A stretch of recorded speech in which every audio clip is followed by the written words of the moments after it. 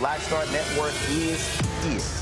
Hold no punches. I'm real revolutionary right now. Support this man, Black black media. He makes sure that our stories are told. Thank you for being the voice of Black America, Roland. Stay black. I love y'all. All momentum we have now, we have to keep this going. The video looks phenomenal. See, there's a difference between Black Star Network and black-owned media and something like CNN. You can't be black-owned media and be scared. It's time to be smart. Bring your eyeballs home. You dig?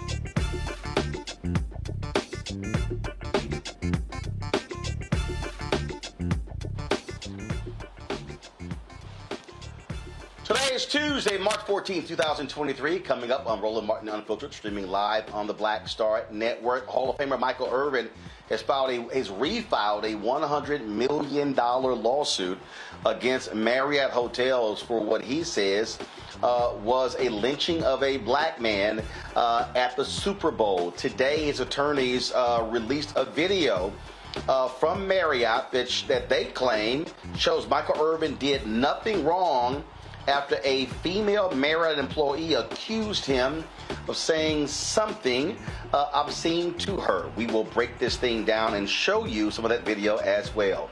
Florida Republicans continue their assault against diversity, equity, inclusion by passing a bill out of committee that could very well prevent historically black colleges and fraternities from being on the state campuses. We'll break down this bill and why it worries D9 leaders. Also on today's show, black hair in the entertainment industry. We heard a lot of people talk about, how it's difficult to be in Hollywood, to be a model, and have folks who do your hair properly. But we'll talk to the stylist for First Lady Michelle Obama and many others in Hollywood with my man Johnny. We'll talk about that very issue and how Hollywood, the agencies, need to be hiring black hairstylists who know how to do black hair. In our Marketplace segment, we'll talk to the creators of the Melanoid Chronicles of the first ever Millennium African American Encyclopedia series. It is time to bring the funk on Roland Martin Unfiltered on the Black Star Network. Let's go.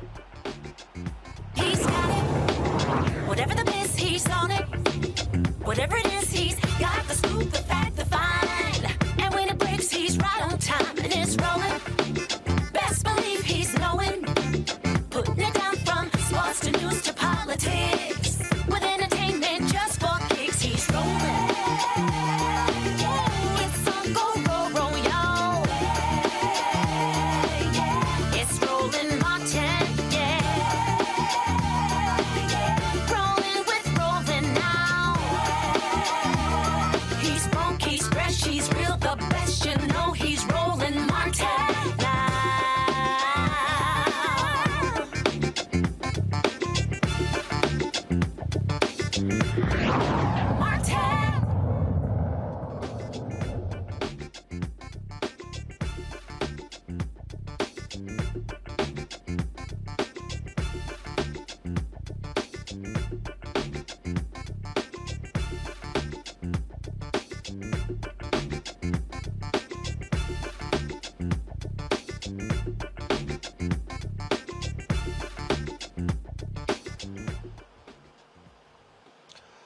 Folks, Hall of Famer wide receiver Michael Irvin and his lawyers held a news conference today where they unveiled video shot at a Marriott hotel in Phoenix, Arizona during the week of the Super Bowl, which has led to Marriott to kick Michael Irvin not only out of the hotel, but ban him from all Marriotts across the country. And so supposedly on February 5th, Irvin was accused of making an alleged unwanted sexual advance to a hotel employee at the Renaissance Phoenix Hotel. But the Irvin defense team unveiled a video that was finally released that they claim shows he did nothing untoward towards this woman. Watch this. Okay, as we start here, y'all can see up to the top right, Michael is outside with the gentleman that were here last time via Zoom. I've called them the TMZ witnesses because they were the first to interview them, but it's three gentlemen. If you notice his body movements and what's going on, he's obviously going to be very friendly. There's some other people actually that I don't know their identity. Take a picture. That guy right there on the left, stop it. And go back 10 seconds. Can you do that? When I talked about the people that were in the back talking, I believe the complaining witness, I believe it's this gentleman here who's some kind of a manager, and then you'll see the witness who's been back come out this side, okay? She's gonna walk way around here to this pole instead of back to where her job would be back that way. Okay, go ahead and roll.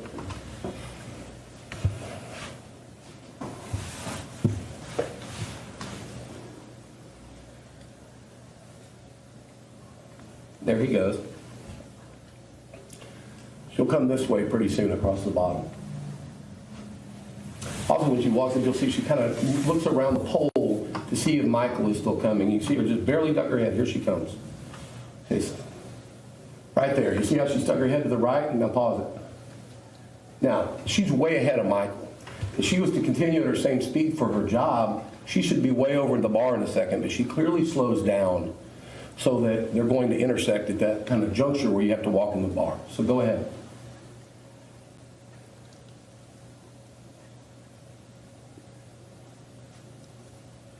This is the shake I talked to you about in the beginning, the opening shake. Pause it. This guy over here with his hands on his hips is the angry manager, okay? If you go back a few seconds, I want him to see what he does with the hand clap when he sees her with Michael. He's going to behind the bar. You'll see him walk out. So focus on him this time instead of on her.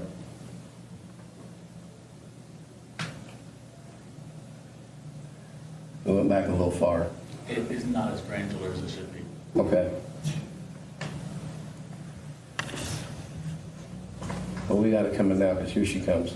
He sees her back there where he's vectored, and he comes up, the manager, and you'll see him when he sees her. Watch his expression when he does. See the claps? I don't know what that is. Then he comes up here, and you can see he's visibly frustrated at what's going on somehow with her. Now let's take your focus back to Michael and her, because you can see they have friendly interaction. The body language is good, and they're just talking. In fact, as you see, he keeps more space from him than he does when he's talking to any male at any point in the bar. Some of y'all probably wish he'd keep more space when he talked to you.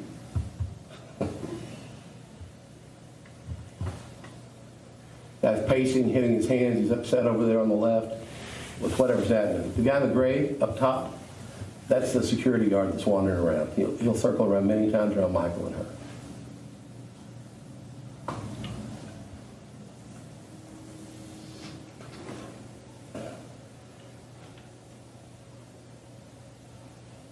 Pause it 1 second.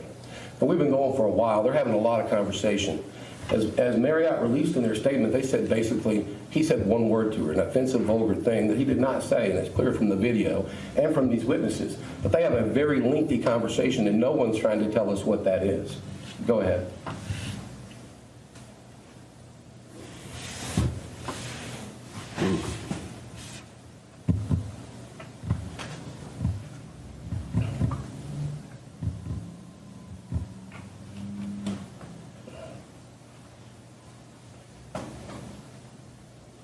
That's where she tells some kind of joke, I believe, to him. You see him kind of bend over.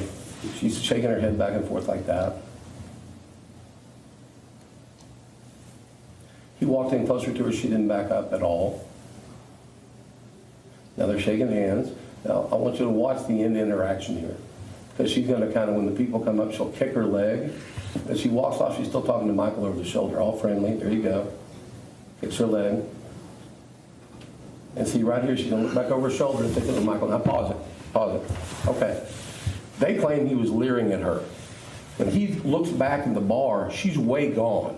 Because you're about to watch, she's going to go over here, and that guy is going to go he's going to get very visibly upset with her. And basically, there's somebody who's, I don't want to use the word abusive, but there's somebody who's really being forward to her. It's this gentleman here. It wasn't Michael. So watch what happens. Okay, go ahead and roll the tape. You see him grab her, and she falls. Now pause it. Now Michael's looking over there for the first time. He's not watching her. He's talking to these guys. You'll see in a second they turn around and they start talking to him. The guy in the white hat. Okay, go ahead. See?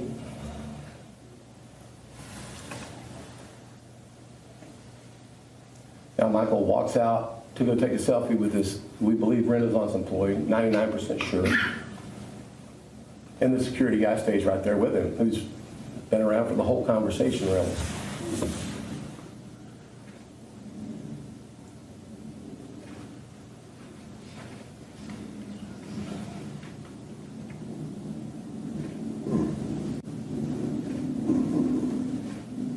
Shows Michael where the elevator is.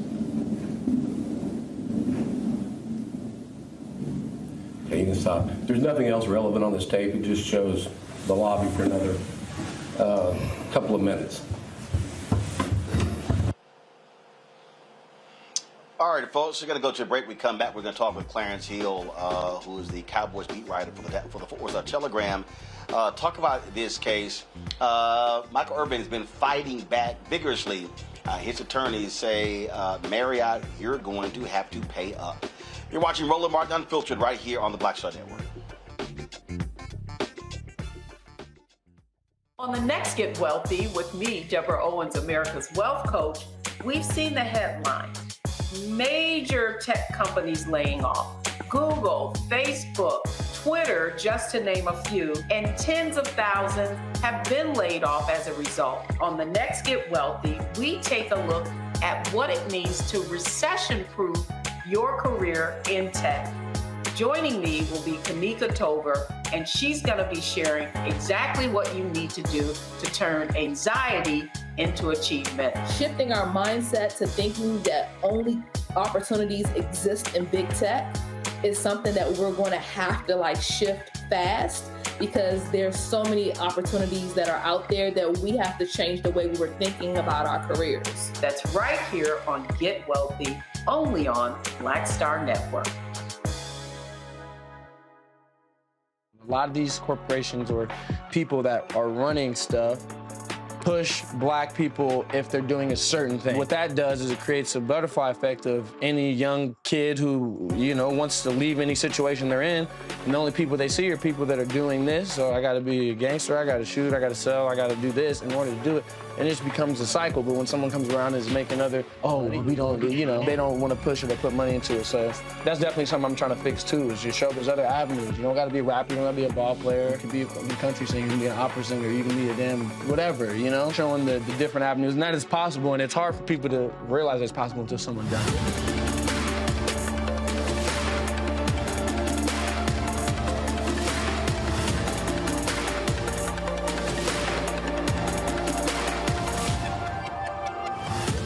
I'm Chrisette Michelle. Hi, I'm Chaley Rose, and you're watching Roland Martin Unfiltered.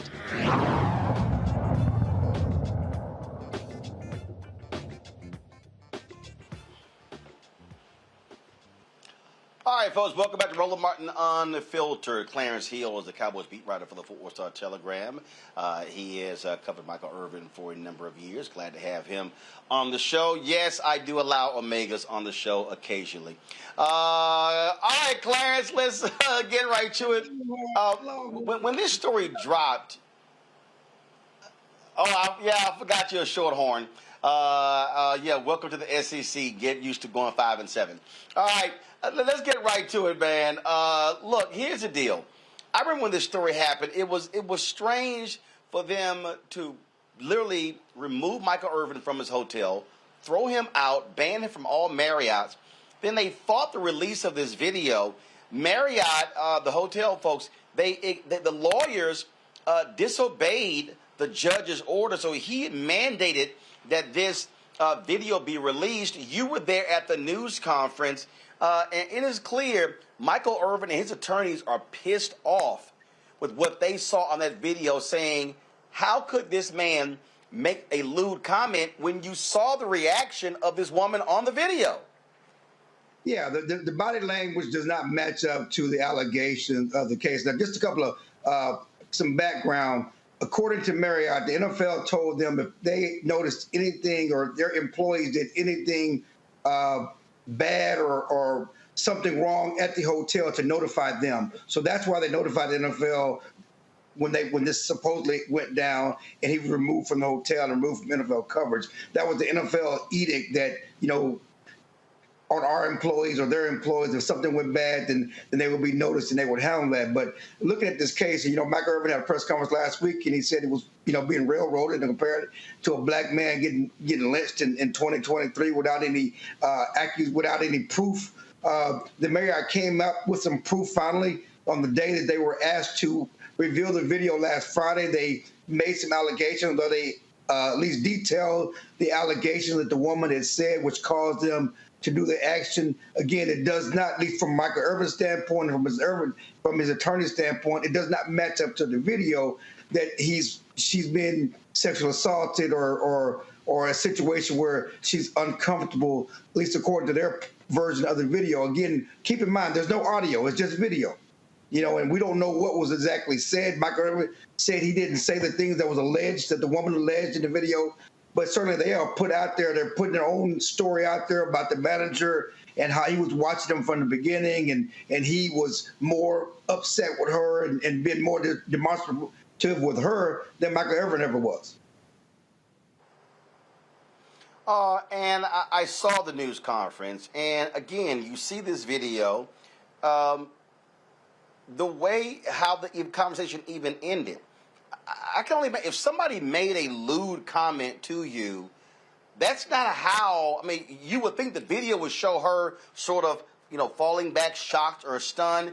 That's literally not what we saw, and they sort of walked us through this video. And so I think Marriott's going to have a hell of a lot of explaining to do while they were so adamant that Michael Irvin did something wrong. Yeah, and I don't know. I'm sure you know what the lewd comment was, and if you want to put the comment, at least the alleged comment on the air, that's fine. But I know I've talked about this. If my daughter, girlfriend, wife, whatever, if someone made that statement toward her that alleged to make Michael Irvin, it would not be in a minute conversation. They would walk away immediately. I would think they would, and maybe, just talking to different people handle things differently. But the alleged comment that was made, if this was made and you were bothered by it, why would you continue the conversation? Why are you shaking hands, doing all this other stuff at the end? None of that at least jives with the conversation. But not only Marriott's going to have a problem, and maybe the NFL, who kind of rushed to judgment on Michael. The other part here that must be noted, no criminal charges were ever filed. Okay, so this is not a criminal case. This is a he say, she say case in the court of public opinion, certainly in civil court to a certain extent. Michael's trying to clear his name, trying to get his job back. But I don't know if there's a path to total immunity because, it's not like a judge can say, you didn't say this. There's no, because it's not a criminal case or you're innocent. The thing that jumps out at me here, look, Michael Irvin, and Michael and I, we joke a lot about this. He knows I can't stand the Cowboys. But look, professional. And I do joke with Michael when I say, man, Michael was great for me in my career. I won a whole bunch of awards when Michael Irvin was out there, getting busted in hotel rooms. I broke that drug story. But I remember I also broke the story when he had the rape settlement, when he was accused of rape. And I remember he was leaving Cowboys Cafe and he yelled to the media, same intensity when he was cleared as it was when he was accused. And I called him about a few weeks ago, and he said also publicly, he said, listen, he said, I've done a lot of stuff in my life that was true. He said, I didn't do this. And I've seen Irvin take the fall for stuff, but here he is absolutely angry with how his name has been dragged through the mud by this. Yeah, I mean, it's killing his career. And certainly, we know his reputation, we know his history. I think that's part of the thing here, certainly in the court of public opinion, was Michael Irvin, he did it, and that's the way he feels, is that people already believe I'm guilty because of my past. And you look at the situation, certainly I was there, reported with the same intensity. He certainly said that back then, and he hopes to be able to say that now, report his innocence, report that he's been exonerated with the same intensity. And he's devastated. His family is devastated. It was one thing when he was, a player. It's another thing now, at this point in his life, and he has this, blossoming media career with ESPN as well as the NFL Network. That's all on hold right now. Absolutely. And it was a lot of embarrassment, and people began to say all kinds of different things like that. And so, and again, he wants his name back. As I said, his lawyers they filed the case in Collin County to get this legal action going, to get the video released. Now they've refiled in Arizona. And so now it's going to be very interesting to see what happens as this case moves forward. Does Marriott settle? Are we seeing depositions? But based upon what I saw and heard today, Michael Irvin and his attorneys, they are not going to back off of this any way whatsoever. No, they're fighting to the end. I mean, this is Michael's career. you know, and they're not backing down, and they're going to take it as high as they can take it. Certainly trying to get his name back, trying to get his job back. You know, it's personal to him. You know, I've watched him the last couple of weeks, and he's hurt. You know, he's beyond himself and disappointment and saying, I did nothing wrong here. Yes, he's said, certainly we all know what he's done in the past, accused of being doing, but he says, in this instance, I did nothing wrong. And I'm being accused, I'm being tried. You know, as he said last week, I'm being hung without evidence. All right, Clarence Chill Hill, Star Telegram, man, I appreciate it. Thanks a lot. Thank you, man. Appreciate it. All right, got to go to a break. We come back. We'll talk about this with our panel. Don't forget, if you're watching on YouTube, hit that like button, folks. We want to, again, the more likes we get, it has an impact on the YouTube algorithm, and so please hit the like button. Also, download the Black Star Network app, Apple phone, Android phone, Apple TV, Android TV, Roku, Amazon Fire TV, Xbox One, Samsung Smart TV. Don't forget, you can also watch us now on Amazon News. That's right. If you have Amazon Fire, simply go to the news section, click news, and you can actually see our 24-hour, 7-day-a-week Black Star Network streaming channel. Also, support us in what we do by giving to our Bring the Funk fan club. Check our money orders. Go to P.O. Box 57196, Washington, D.C., 20037-0196. Cash App, $RM Unfiltered. PayPal, R Martin Unfiltered. Venmo, RM Unfiltered. Zelle, Roland at RolandSMartin.com. Roland at RolandMartinUnfiltered.com. And be sure to get a copy of my book, White Fear: How the Browning of America is Making White Folks Lose Their Minds. Bookstores nationwide, Target, Barnes & Noble, Amazon, or download your copy on Audible. We'll be right back.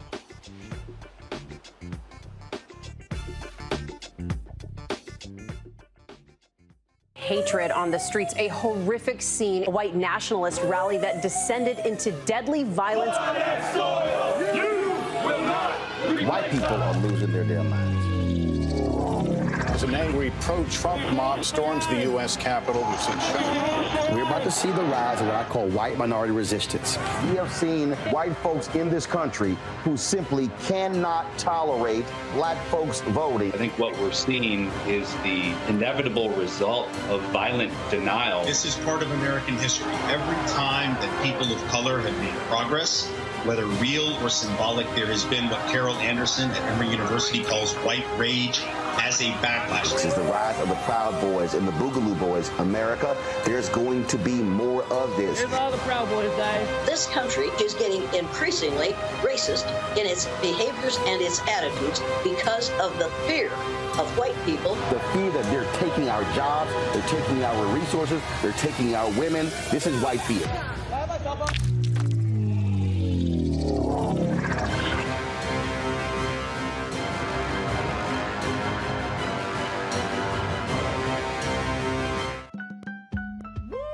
We're all impacted by the culture, whether we know it or not. From politics to music and entertainment, it's a huge part of our lives, and we're going to talk about it every day right here on The Culture with me, Faraji Muhammad, only on the Black Star Network.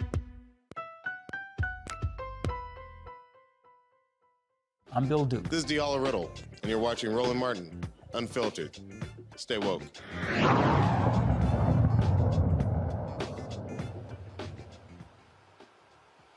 All right, folks, welcome back to Roland Martin Unfiltered. Let's pull up our panel right now. Joining us on today's show, we, of course, have Randy Bryant, DEI Disruptor, Dr. Jason Nichols, Senior Lecturer, African American Studies Department, University of Maryland, College Park, and, of course, my man, Dr. Larry Walker, out of Florida. Glad to have y'all here.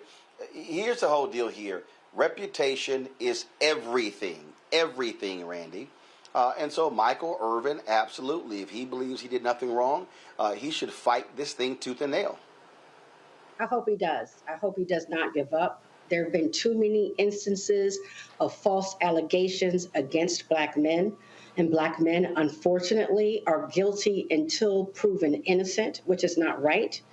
And I hope that after they're done with the case against Marriott, they actually go after a civil suit against the woman who's making the false allegations. This cannot continue. Yes, it's hurting his career, but even when this is cleared up, and I believe it will be, there will still be smoke. It never will be the exact same. There will always be doubt.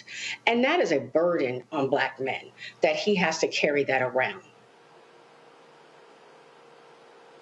The thing here, Jason, again, watching that video, and yes, it's just video, there's no audio, but you would think that if Irvin said something obscene, as this woman alleged, we would see a different type of reaction on that video.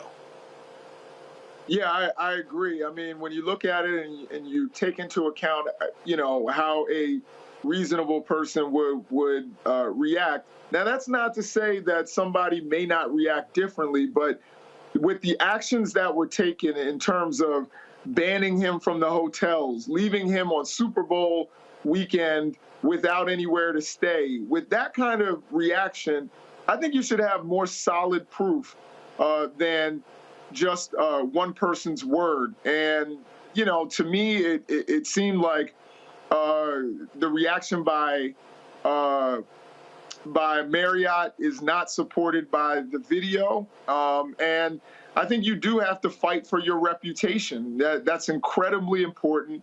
That's something that will follow you. And we know, and as you stated in your previous interview, Michael Irvin's reputation has taken some hits over the years. He can't afford any more.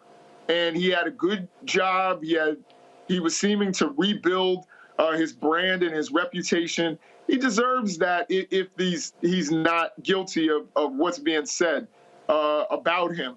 And from what I can see, I would lean toward that. Now, that's not to say that it's a definite. As you stated, we don't have audio. We don't know what he said. But from what we can see, it doesn't appear to support what's being alleged. And, I think he deserves, at least for him not to be smeared the way that it's seeming like he's being smeared right now. Larry. So, Roland, you mentioned earlier in terms of, some of the ups and downs that Michael Irvin has encountered in his professional career and after. And I think this is people assuming based on some of those issues that whatever was said between Michael and this lady are accurate. And that's unfortunate in today's society. And I'm really interested to see how this plays out over the next couple of weeks, couple of months. And you said, Roland, you've been really clear as you made in terms of and even the last interview that, Michael's been really, and his attorney's been adamant about that he didn't say the things that he's being accused of saying. And Marriott's response to this allegation was substantial in terms, like I said, putting him out of the hospital, banning him, out of their hotels, et cetera. So it was pretty extreme. But the thing I'm thinking about in terms of, like I said, and Irvin and some of the challenges he's had in the past, can he even get back to where he was prior to this conversation? And I don't know the answer to that, in today's society in terms of, making sure that women aren't being treated unfairly. I don't know if he can ever get his reputation back. And I don't know what he said. No one knows what really was said between those two. And certainly, like, we can watch video, and obviously there's no audio, and see some of their interaction and look at body language and try to assume what happened. But this becomes he say, she say. And the question is, once again, is there any way in terms of him getting back his reputation that existed 5 seconds until their interaction? And I really don't know the answer to that question, but it'll be interesting to see how it plays out. All right, then. We certainly will be following this. Speaking of following, y'all, we are following what's happening in Florida. I have been telling y'all for quite some time that what Republicans are doing in Florida and other states are attacks on black people and anything dealing with equity. Well, now what we are seeing play out here, it really deals with the issue of DEI. So there have been two bills that have been proposed in Florida that could have a negative impact on historically black colleges and universities. There are two bills: Senate Bill 266, House Bill 999. Now, Governor Ron Desantis backs these bills aimed at restructuring higher education, eliminating all diversity, equity, and inclusion programs from college curriculum. Now, that has advanced in the State House committee. The bill was approved by a 12-5 party line vote by the House Post-Secondary Education and Workforce Subcommittee. It now advances to the full, forward. Now, joining us right now is from Tallahassee, is Florida State Representative Christopher Benjamin. Representative Benjamin, glad to have you here. Now, based upon what I've seen, that the House bill is more draconian than the Senate bill. So explain the negative impact this could have on historically black colleges, historically black fraternities and sororities. Thank you. And also Latino. Thank you, Roland, for having me. I think what the fear is that there's programming that we in our Black Greek organizations that we do that cater to our community, that deal with issues that are in our community. And I think what the real fear is that type of programming that these organizations are historically known for could be impeded by this particular legislation, meaning that those student body organizations won't get to address some of the issues that they would normally address because those issues may deal with areas of law now that are being sought to be banned. But in terms of our existence on college campuses, a plain reading of the language of the bill doesn't provide for our being banned from college campuses. But what the fear is that there is a part in the House bill that subjects us to the policies and procedures of the universities, and a change in that by a university could possibly have an effect on us. I just saw a tweet. Representative Chevron Jones just tweeted, "I would like to publicly thank the bill sponsor of Senate Bill 266, Senator Aaron Grell, for hearing the concerns of our black fraternities and sororities by removing language that could have been an unintentional consequence to our organizations. As a proud member of Alpha Phi Alpha, thank you." Yes, and that's great because, both the Senate and the House bill has to have homogeny in order to pass on to the governor's desk. So with the Senate making it clear that the Black Greek organizations such as mine, the Omega Psi Phi Fraternity Incorporated, doesn't have a possibility of losing its status on college campuses. What this shows, and this is what I keep trying to explain to people, we have to be extremely vigilant because the actions of these Republicans could have just significant impact on African Americans. They want to get rid of anything that deals with equity. Yeah, and that's what's sad because you can't tell me how equity and equality can't live together. And that's the narrative, right? They're going to switch equity for equality, and we know that they don't mean the same thing. But it doesn't also mean that they can't live together in harmony. There are things for which we demand equity for because of the position that we have stood in society from a historical standpoint. And so, obviously, a bullet has been dodged, but certainly you and others there in the Black Caucus got to remain vigilant because, trust me, I don't trust DeSantis on anything. Hey, listen, Roland. They call me the fix-it representative, and if in any way we can make a bill better, that's what me and my team are out here doing, is trying to make these bills better. Even if we can't vote for them at the end, we try to make the bill better for public consumption, and so that we can make sure that our college professors know what they can and cannot teach. I think that's the chilling effect. When you purposely make these bills vague, then that's when our professors are in fear that they don't know what they're allowed to teach and what they can't teach. All right, Representative Benjamin, we appreciate it. Thanks a lot. Hey, we appreciate you, Roland. Keep it up. Thank you very much. Randy, I want to start with you. Like I said, these consistent attacks on anything dealing with DEI, this is what Republicans are doing. When I keep trying to explain to people, This is not just about public education. They want to go after anything dealing with DEI in corporate America, in law firms, in accounting firms. They want to go after it all. This is all driven by white fear. Right. And it's not just, I don't think people understand, it's not just about limiting what students are accepted, but it also is about limiting the professors that are hired and also limiting what they're allowed to teach. If you look at what's happening in Texas, they have specific words that you cannot use or you can be fired. So one of those like systemic racism, right? So they really don't want history taught the way that it actually existed. So you're not able to even say these words, much less teach the concepts. So they're restructuring history altogether to ensure that, of course, it favors them and ensures that they are, when it comes down to voting and things like that, people are not educated.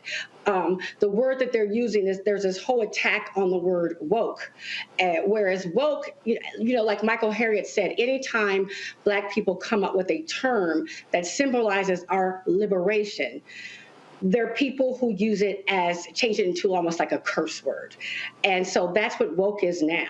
And they don't want people to be woke, which is honestly just means aware and educated. They're doing everything to stop that. Also with these bills, it's not just about hiring new professors. It also is saying that they can evaluate the professors who are there now. Evaluate the curriculum they've been teaching and evaluate them on standards that don't include DEI. Because the assumption with certain people is that if you fall under a marginalized group, a protected class, then you probably only got your job for that reason. Right? And not because you are highly qualified. So it's dangerous what's happening right now. Yep. Larry, you're there at a university there in Florida, State University, and what I keep hearing, there are a lot of teachers and professors who, frankly, they don't know what the hell or to say or do because you don't know what could offend this governor and Republicans in Florida. So let me just be clear. I know you just heard about the Senate bill, which is not as anti-Black as this House bill. I'm just going to be clear. These bills are draconian, Roland.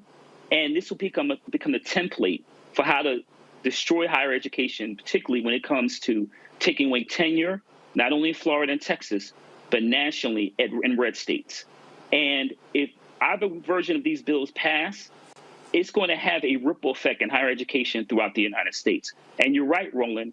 I'm very involved on campus in terms of issues supporting Black faculty and staff. And there are a lot of people concerned. This will lead to a mass exodus. Let me also highlight some of the troubling provisions of the bill, Roland. One of them is traditionally faculty members involved in hiring, and then it works its way up the chain, and the president approves it. This bill in the House version, the board makes the decision on who gets hired with no input from the president of the university or faculty. So there's no shared governance here. So what you have here is a power play. What the idea is, you'll continue to have members of the board and the president who has more right-leaning, and then he'll hire right-leaning professors who espouse certain ideas. And so the idea that DEI is an issue and it's destroying America, but there's no focus on the issues or the reasons or the ideologies of why we had January 6th and why we nearly had an insurrection in this country. So DEI is not the issue here. But once again, Roland, this is a reminder of people that the civil rights movement never ended. This has been ongoing. And if Black folks don't continue to fight as vigilantly as possible, then this will become a template for what we see in states throughout the United States and will be the end of higher education as we know. You're there in Maryland. Luckily, Jason, you've got Democrats controlling the House, Senate, and the governor's mansion. But trust me, this could be a template for what could happen by Republicans across the South and how this can negatively impact many of our HBCUs that are state universities. Yeah, I agree. I think I'm going to sound the alarm even more than my colleagues just stated. I think that this is an attack on the First Amendment, on academic freedom. I think it's terrifying. And number one, me being in Black studies, doesn't matter what state I'm in, I feel like my field and discipline are under attack, in particular by a guy who could end up being the next president of the United States. And I think it's also an attack on things like Chicano studies, Native American studies, women's studies, LGBT studies. This is an attack on academic freedom, particularly for untenured people. They're not going to teach the ways that they are trained to teach. They're not going to teach the classes that they want to teach. This is something that I think should sound alarms for everyone across the country. And again, we're just coming out of a Republican administration. And, you know, 2 of our last 4 governors have been here in Maryland, have been Republicans. So I don't necessarily feel 100% safe here, even though this is a blue state and, you know, our legislature is overwhelmingly Democratic. But, you know, these kinds of waves can go through the country. We should all be advocating for what we can fix here, because this is terrifying. When you start saying you can't say certain words, you can't read certain books, you can't assign certain essays, I think that should terrify everybody and be a First Amendment violation. And we should see lawsuits all around the country against Ron Desantis and what's going on there in Florida. All right, folks, hold tight 1 second. Got to go to a break. We come back. More on Roland Martin Unfiltered, including Sierra catching lots of heat for the sexy, some say degrading dress she wore to the Vanity Fair Oscar party. I got a few words about that. You don't want to miss that. You're watching Roland Martin Unfiltered on the Black Star Network. Coming up on the next Black Table, a conversation with Professor Howard W. French on his new book, Born in Blackness, covering 600 years of global African history and helping us understand how the world we know today is a gift from Black people. There could have been no West without Africa and Africa. That's on the next Black Table with me, Greg Carr, only on the Black Star Network. On the next, A Balanced Life with me, Dr. Jackie, re-entry anxiety. A lot of us are having trouble transitioning in this post-pandemic society and don't even realize it. We are literally stuck between 2 worlds, in purgatory. How to get out of purgatory and regain your footing and balance. What emotions they're feeling and being able to label them, because as soon as you label an emotion, it's easier to self-regulate. It's easier to manage that emotion. The next, A Balanced Life on Black Star Network. When you talk about blackness and what happens in Black culture, we're about covering these things that matter to us, speaking to our issues and concerns. This is a genuine people-powered movement. There's a lot of stuff that we're not getting. You get it, and you spread the word. We wish to plead our own cause. Too long have others spoken for us. We cannot tell our own story if we can't pay for it. This is about covering us. Invest in Black-owned media. Your dollars matter. We don't have to keep asking them to cover our stuff. So please support us in what we do, folks. We want to hit 2,000 people, $50 this month, raise $100,000. We're behind 100,000, so we want to hit that. Y'all money makes this possible. Check some money orders. Go to P.O. Box 57196, Washington, D.C. 20037-0196. The Cash App is $RM Unfiltered. PayPal is R Martin Unfiltered. Venmo is RM Unfiltered. Zelle is RolandS.Martin.com. Yo, what's up? This your boy Ice Cube. What's up? I'm Lance Gross, and you're watching Roland Martin Unfiltered.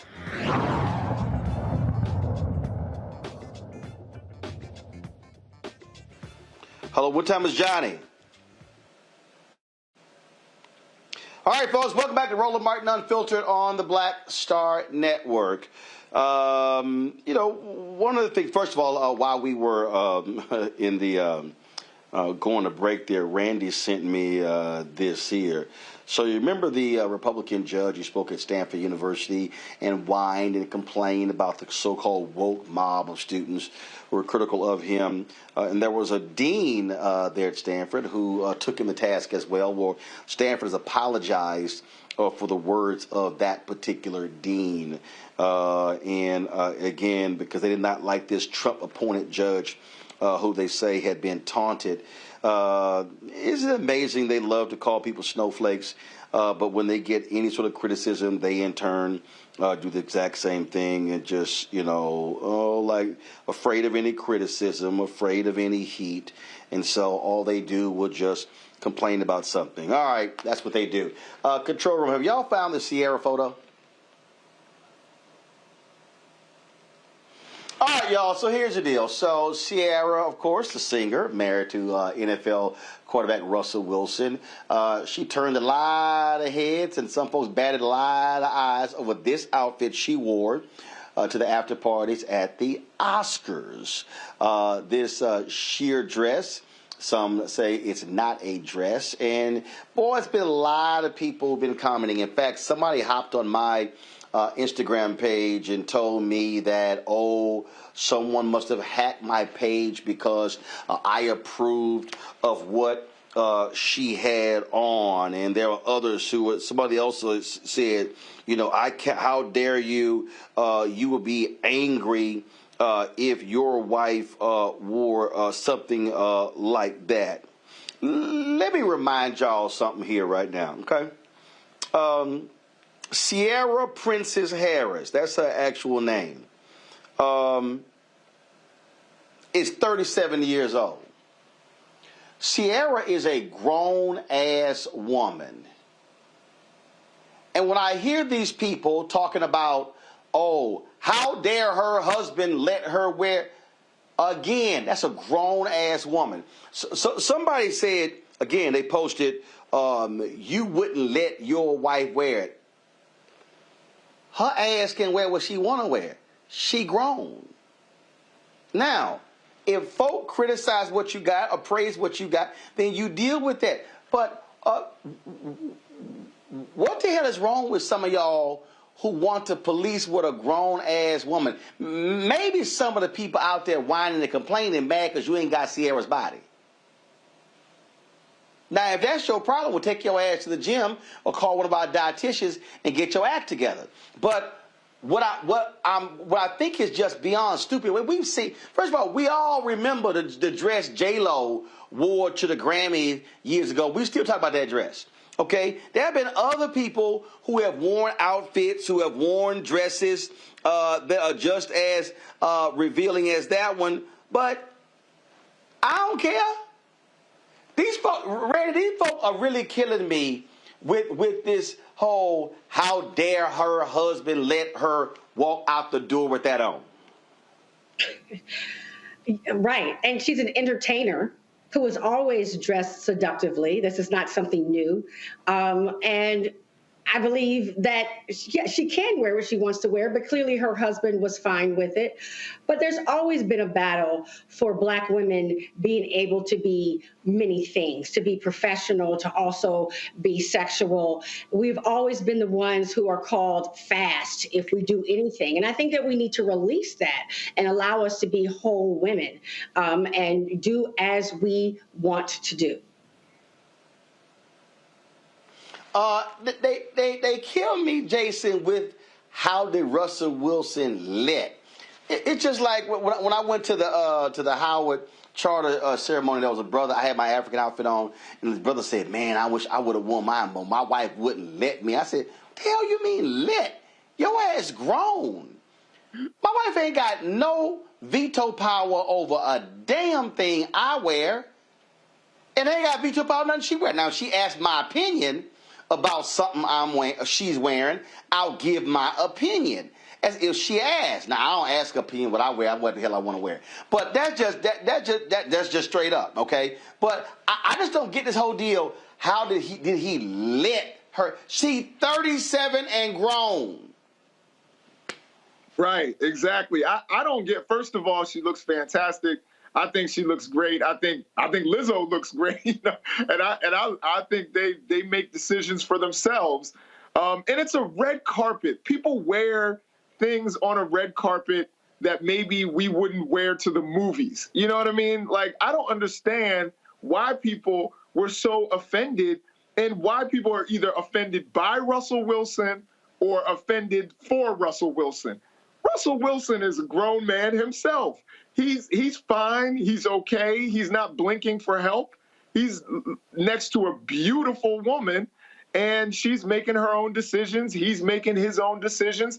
They're parenting together. They're living their lives together, and they are not worried about your opinion. So everybody just needs to chill out, enjoy it for the red carpet that it was, for that event, and, just get off of everybody, back about it. She looks great. Hey, Larry, I got some fool sports actuary filtered on the chat room. Roland, I'm sorry, but you never go against an A-list black celebrity. Yo, sports actuary, she a grown-ass woman.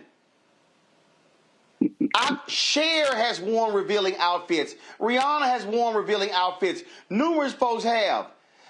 Somebody need to go sit y'all asses down. Larry, go ahead with your comment. So I think I'm going to go with this old adage, stay out of grown folks' business. That's first of all. Second of all, stop trying to police black women's bodies. This is what this is really about. And so, listen, Roland, she can wear whatever she wants to wear. I'm not on here to get myself in any trouble. She does not have to get permission from her husband. She owns her own body, and she wore it well. I congratulate her. Like I said, I know Hollywood is all the pressures you have to deal with, and in terms of you wearing what you look like, and she has to deal with all that. Her husband obviously being a star quarterback. So once again, Roland, I'm not going to police a black woman's body.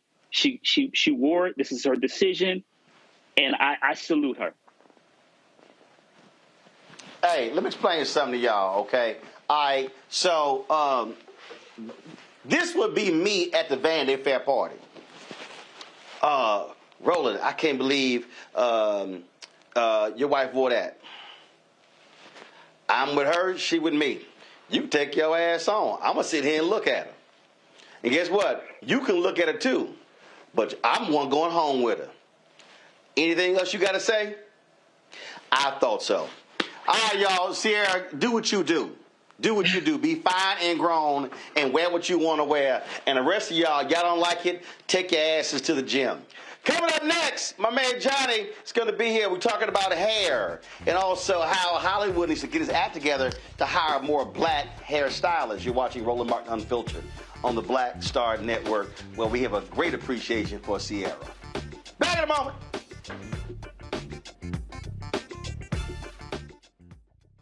When you talk about blackness and what happens in black culture, we're about covering these things that matter to us, speaking to our issues and concerns. This is a genuine people-powered movement. There's a lot of stuff that we're not getting. You get it, and you spread the word. We wish to plead our own cause. Too long have others spoken for us. We cannot tell our own story if we can't pay for it. This is about covering us. Invest in black-owned media. Your dollars matter. We don't have to keep asking them to cover our stuff. So please support us in what we do, folks. We want to hit 2,000 people, $50 this month, raise $100,000. We're behind 100,000, so we want to hit that. Y'all money makes this possible. Checks and money orders go to P.O. Box 57196, Washington, D.C. 20037-0196. The Cash App is $RM Unfiltered. PayPal is R Martin Unfiltered. Venmo is RM Unfiltered. Zelle is Roland at RolandSMartin.com. Coming up on the next Black Table, a conversation with Professor Howard W. French on his new book, Born in Blackness, covering 600 years of global African history and helping us understand how the world we know today is a gift from black people. There could have been no West without Africa and Africa. That's on the next Black Table with me, Greg Carr, only on the Black Star Network.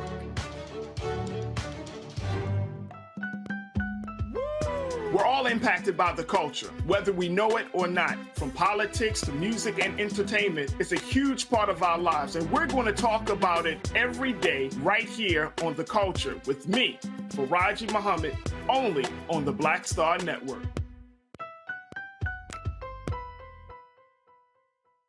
What's up, what's up? I'm Dr. Ricky Dillard, the choir master. Hey, yo, Peace World, what's going on? It's the Love King of R&B, Raheem Devon, and you're watching Roland Martin Unfiltered.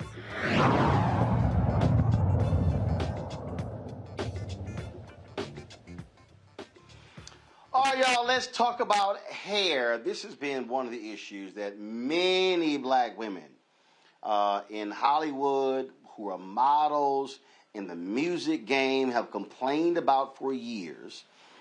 Black women who are also in television, TV anchors, that you got folk who do their hair who do not know how to do black hair.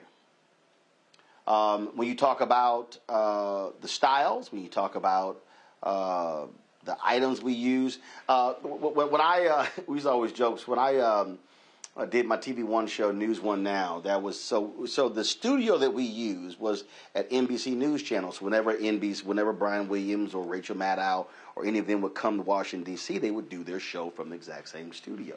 And so that was a 2-deck table that was right on the left side, and so on the top shelf was one of those brushes that's for white folks' hair. That's what Brian used. On the bottom, it was a bristle brush. Well, that's what I used. We didn't use the same hair. We've heard the exact same thing on the issue of makeup, how black folks are made up. We've heard this, how black people are lit.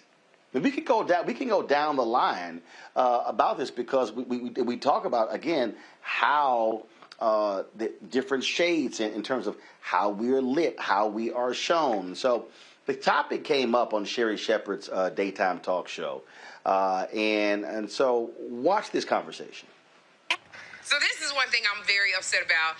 A black model posted a viral video of how her hair was styled for a New York Fashion Week show. Okay, look at, Raven showed a clip of stylists attempting to do her hair, but this was a fail. Look at this. What are they pulling? It's like they're pulling, what are they doing? I hate this, and so they were pulling on her hair, and then they attached a synthetic tail to the back of her head. Her face looks beautiful. The hair, I don't know what. This is a big complaint with black models and actors, and when you're on a set with people who don't know how to do your hair. In the modeling community, I don't think they have enough black people who know how to do the women's hair. It's natural hair. Because there's a certain way you have to manipulate the hair, John. So it comes out like this, and she looked beautiful, but her hair looked crazy. And I'm going to tell you, it happens with actors as well. When we get on the set and we don't have anybody to do our hair, it's usually when we first start out. Because I was on a sitcom once. Tell you, they didn't know how to do my hair. I had pressed it the night before so they could just do it. But the hairstylist thought that it was too oily, so he poured face powder on my hair to absorb the oil, and then that congealed up and it got really lumpy. Then he blow dried my hair. Okay, that's like cooking fish in hot grease. So he burned my hair out. And it was such a mess. We couldn't do the show. They had to call. Her name was Julie. She worked over on Living Single. She did Queen Latifah's hair. She was on the same lot. They called Julie to come and do my hair and fix it all up. And I remember I just wanted to cry because a lot of times if it's not your show, you can't say anything with it. You can't get an attitude. You don't want to be seen as somebody hard to work with. And it really messed up my hair. I lost some hair. And this is what I hate. John, when you go on the set, I did another sitcom, and when they say to me, this is what they always say, oh my gosh, you're naturally pretty. We don't have to do anything. That's code for we don't have no idea what we're doing. We don't. Folks, Johnny Wright is the author of Natural and Curly Hair for Dummies. He has styled hair for the likes of First Lady Michelle Obama, Tamron Hall, and many, many more. Of course, I knew Johnny when I was on radio at WVOE in Chicago. Johnny, glad to have you on the show. Johnny, Thanks for having me, bro. This is not just about who can.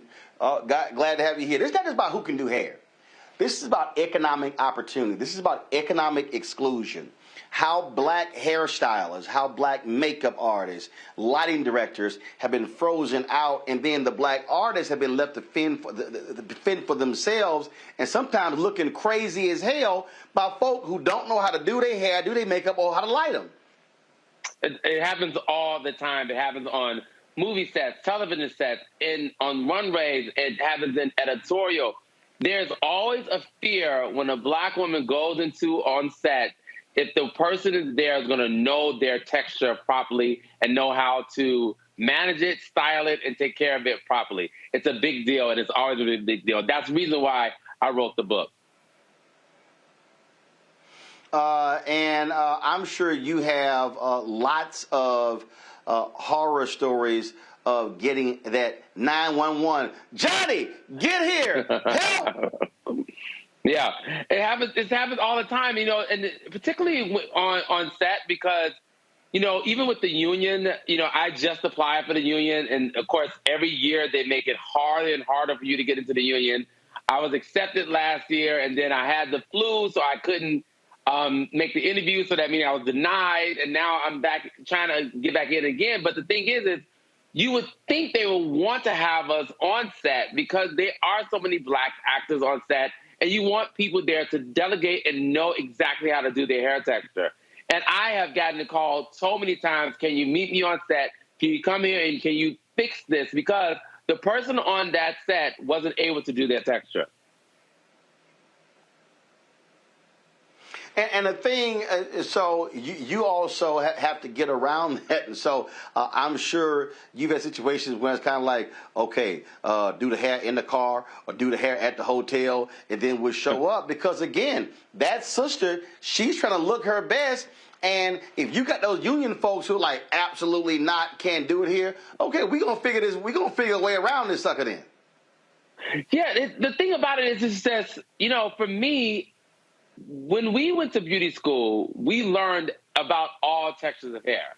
Now, specifically, most of the textures that was in the Milady's book was focused on straight white hair, right? But because I went to Dudley's Beauty College, they focused on natural hair, they focused on relaxers, and they focused on all the things that were in our community.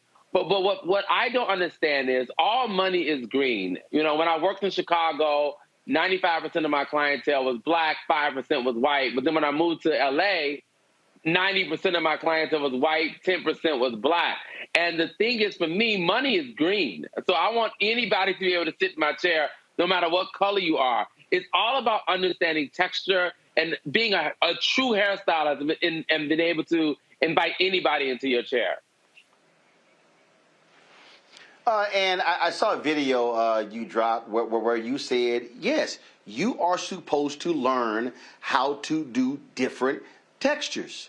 If you want to call yourself a celebrity or whatever, a hairstylist, damn it, learn how to do all hair. Listen, if you want to call yourself a hairstylist, period, learn how to do all hair. That should be a standard when it comes down to getting your license. They should have some type of testing to know that you can work with each texture of hair. So there's no such thing as discrimination in your business. So if somebody comes to the salon and they want their hair done, you can service them because you learn how to do that in school. There should be no way that you're in a salon, you're in let's say a plaza somewhere, and not anybody can walk in and get their hair done. If it goes the same for a black stylist to be able to do all textures of hair, it should be the same for the others. Questions from our panel. Randy, you're first.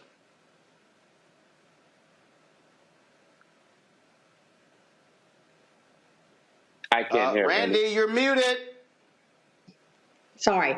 When you say that people should learn all types of hair, which is a great DEI problem or a fix. Right now, when you get your license, are you only tested on one type of hair? So it's according to what school you go to, right? So I went to Dudley's Beauty College, which is a predominantly black school, but we learn all textures of hair in that school.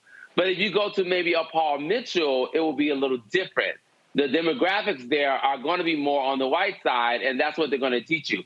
But to answer your question, when you get your license, when you go get your state board, there should definitely be a clause in there where you can be tested. You have a theory testing, and then you have a technical testing, right? The technical testing should include all textures of hair. So that way you know that this person is equipped to work in any salon. Absolutely.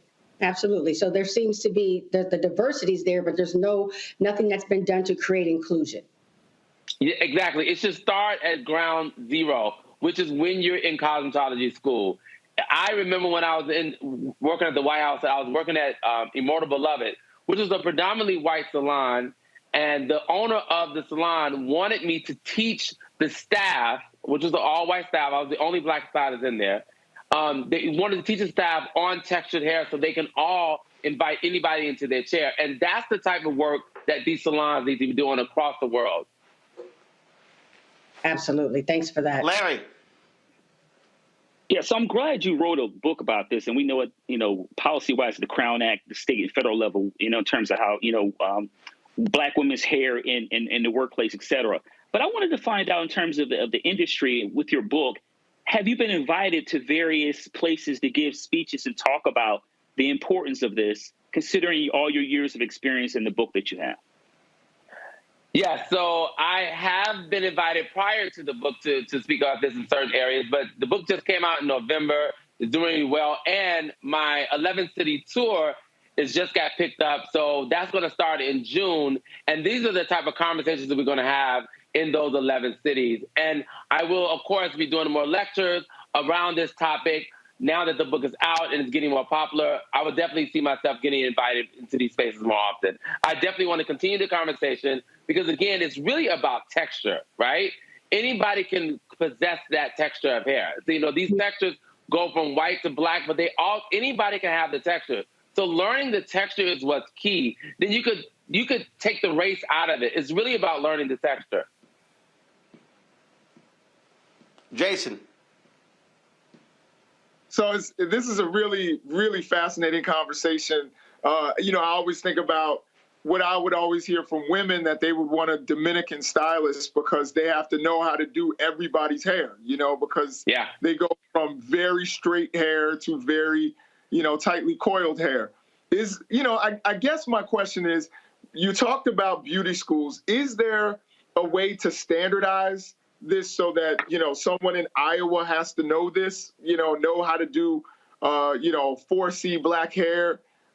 Is it standardized just by state, or is it nationwide? Are there nationwide standards for beauty school?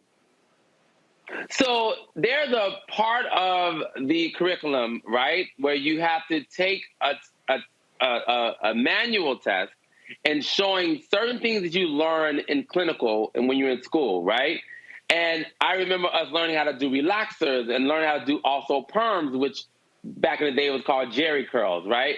Those are the things that we have to be able to do in order to pass to get our state board.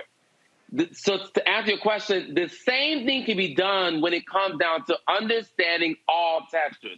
There could be a part of the manual testing of it where you're qualified and you're required to understand and to work with all textures of hair. So yes, it can be, put in through the state board, through each state, and basically you have to start with each state at a time, and then it could spread around the whole country. Thank you. Well, like so much of this country, white is over the top of the list. And as I said at the outset, Johnny, this obviously impacts those women who get their hair done, but this is also how African Americans like yourself are frozen out of the industry, don't go on to become celebrity stylists or doing shows, stuff along those lines. And so this is how we're also hurt economically. Yeah, exactly. Yeah, it's really true. I mean, this is why I'm so in support of the Crown Act, because they're starting to do, so much work legislative-wise around the country just so people can show up to work as their natural self, and that is going to change. Yep. And then hopefully that can trickle down into the cosmetology schools and the state board, and then we can have a more understanding of what is proper when it comes down to how you're dressing Black women in their hair texture, how lookism and how they're, how they're viewed when they walk into the workplace. All those things are systematic things that we need to debunk at this point in time. All right, Johnny Wright, we still appreciate it, man. Thanks a bunch. Thank you. All right, folks, going to a break. When we come back, we'll talk about what's happening with black children dying, childbirth. What's going on with that? Also, Desmond Howard has to check a white man on a plane who says, I bet my status is higher than his. Desmond like, you want to bet? Wait till we show the video. You're watching Roland Martin Unfiltered on the Black Star Network. On the next Get Wealthy with me, Deborah Owens, America's Wealth Coach, we've seen the headline. Major tech companies laying off. Google, Facebook, Twitter, just to name a few, and tens of thousands have been laid off as a result. On the next Get Wealthy, we take a look at what it means to recession-proof your career in tech.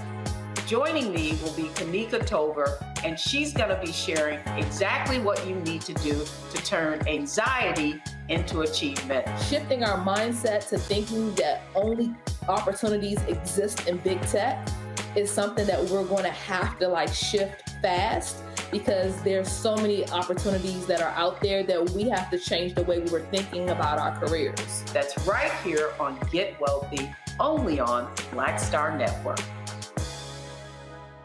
On the next, A Balanced Life with me, Dr. Jackie, Re-entry Anxiety. A lot of us are having trouble transitioning in this post-pandemic society and don't even realize it. We are literally stuck between two worlds, in purgatory. How to get out of purgatory and regain your footing and balance. What emotions they're feeling and being able to label them, because as soon as you label an emotion, it's easier to self-regulate. It's easier to manage that emotion. On the next, A Balanced Life on Black Star Network. Pull up a chair, take your seat. The Black Tape with me, Dr. Greg Carr, here on the Black Star Network. Every week, we'll take a deeper dive into the world we're living in. Join the conversation only on the Black Star Network. Hi, I'm BB Winans. Hi, I'm Kim Burrell. Hi, I'm Carl Payne. Hey, everybody, this is Sherry Shepherd. You're watching Roland Martin Unfiltered, and while he's doing Unfiltered, I'm practicing the wobble.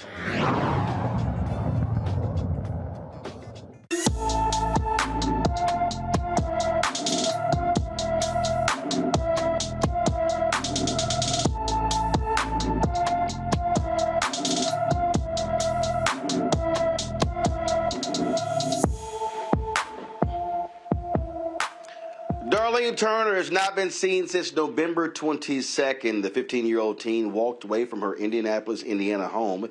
She's 5 feet 4 inches tall, weighs 130 pounds, with brown hair and brown eyes. Anyone with information about Darlene Turner is urged to call the Indianapolis, Indiana Metropolitan Police Department at 317-327-3811, 317-327-3811. A Mississippi family is looking for answers in the death of their son. Police say there was no foul play whatsoever in the death of Rasheem Carter. He is from Fayette, Mississippi, and he vanished on October 9th after calling his mother, Tiffany Carter, and telling her white men were chasing him using racial slurs.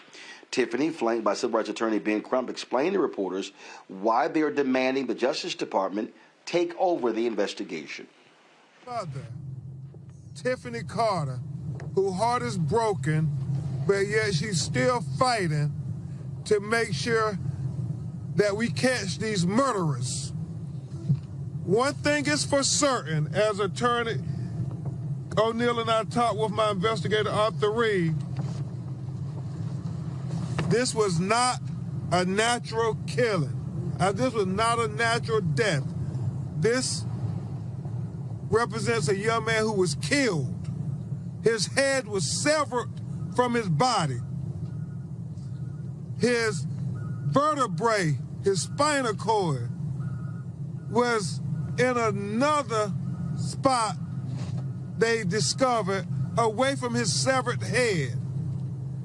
They have recently found remains that they believe are also Rasheem Carter at another part of where he went missing. And what that tells us is that this was a nefarious act this was an evil act. Somebody murdered Rasheem Carter. My son told me that it was 3 truckloads of white guys trying to kill him. And at the time that he told me, as a mother, you know, I had to think fast. So I told him, you know, to go to the police station because I felt in my heart that they would serve and protect like they obligated to do. Yes, ma'am. But at that particular time, I thought telling him to do that was the right thing to do. But I learned later that it actually wasn't on the behalf of him. But at the end of the day, you know, he was obedient. He did what I asked him to do. And he went to the police and they did not? They did not help him. He asked for help, but they didn't help him. You know, he did, like I said again, he did the right thing by asking, but they didn't help him.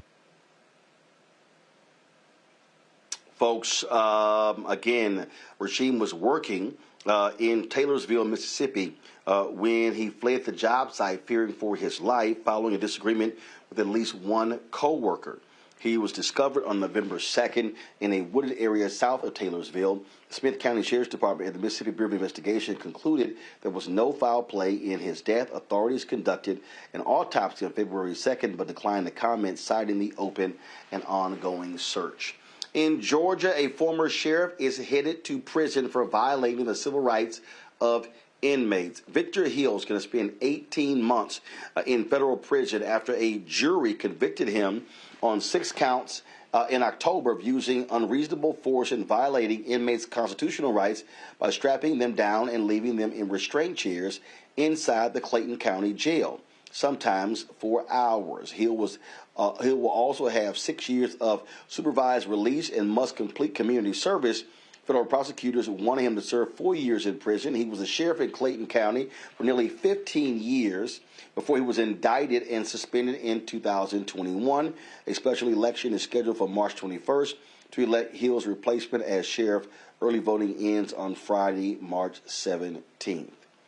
Folks, the U.S. Customs and Border Protection officer is charged with deprivation of rights under color of law and falsifying a document of a federal investigation. A federal grand jury in the Western District of Texas returned the 3-count indictment against Miguel Delgado Jr. He's accused of using excessive force in 2 separate incidents on or about June 15th, 2020 and October 20th, 2019, while he was on duty at the Bridge of America's port of entry in El Paso, Texas. If convicted, Delgado faces a maximum sentence of 10 years in prison for each use of force incident and a maximum of 20 years in prison for submitting a false report about one of the incidents. In Texas, some Texas State House Democrats want to increase access to Mexican American and black ethnic studies in the Lone Star State. House Bill 45 was reintroduced by Houston House Democrat Christina Morales. The bill would require Mexican and African American studies to be offered in every school district as social studies options in addition to world history and world geography, and allow the courses to count towards graduation credit. The bill would require Mexican and African American studies to be offered in every school district as social studies options in addition to world history and in world geography, and allow the courses to count towards graduation credit. Mexican American and African American studies are elective courses in some of Texas' 1,250 school districts, with only 63 districts teaching Mexican American studies and 58 conducting African American studies. All right, folks. Desmond Howard, NFL great, was flying, and let's just say there was some turbulence in the air. Who better explain it than him? Watch this video. So I'm on this American Airlines flight, and before we took off, the supervisor comes up, and she speaks to the guy sitting next to me. She said, "You want to talk to me?" He said, "Yeah, I think you should remove this gentleman from the plane because he's sick." Talking about me. And I said, "I'm sorry, are you a doctor?" He says, "Well, you've been coughing all over the place." This is before we even took off, right? I said, "Well, you can leave the plane, take another flight, because I'm not leaving." all I was doing was clearing my throat. So Carol, the supervisor, she's looking, and guess what card he tried to play? He said, I'm sure if you check our status, my status is higher than his.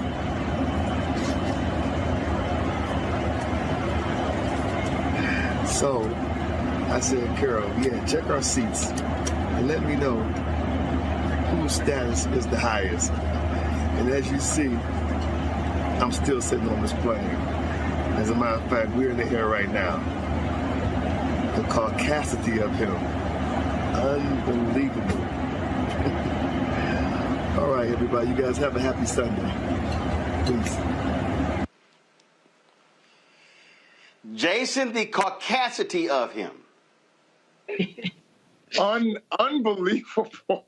And the fact that he brought it to status is just ridiculous all in and of itself.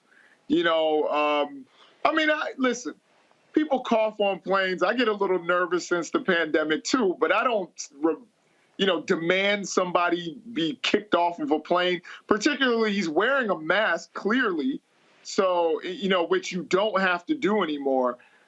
This is just, like he said, it's caucasity. It's unbelievable that he thought he could pull the status card in order to have someone removed from a plane who hasn't done anything but clear their throat. If anything, I wish that Desmond could have put the camera on him a little longer so we could see who he is and, actually not to, harass him or anything like that. So we know to steer clear of that individual because he's clearly, something's wrong with that guy.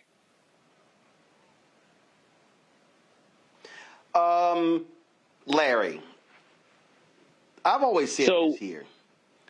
Having status while flying is the closest we as black people can get to white privilege.